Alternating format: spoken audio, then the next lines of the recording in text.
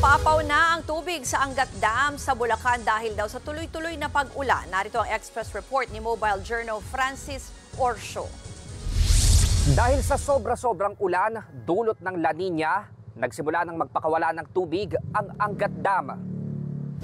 Kahapon, binuksan na ang spill gate ng Angat matapos itong lumagpas sa normal high elevation na 212 meters. At kaninang umaga, umabot pa sa 214.34 meters ang level nito.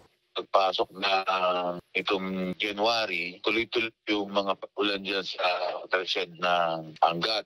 Araw-araw umakit elevation ng Angat sa lumampas siya dun sa normal high. Makikita natin dun sa tinatawag natin na shear line, northeast monsoon.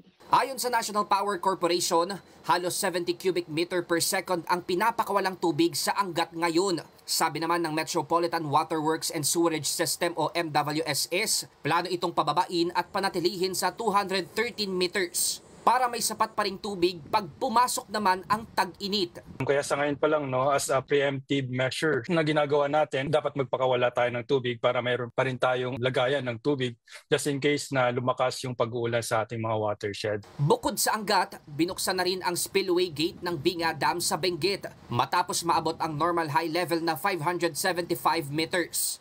Sa ngayon, parehong dumidiretso sa iba pang dam ang sobra-sobrang tubig ng Angat at Binga. Nagbabalita mula sa Frontline, Mobile Journal, Francis Orsio. Mga kapatid, ako po si Ruth Cabal.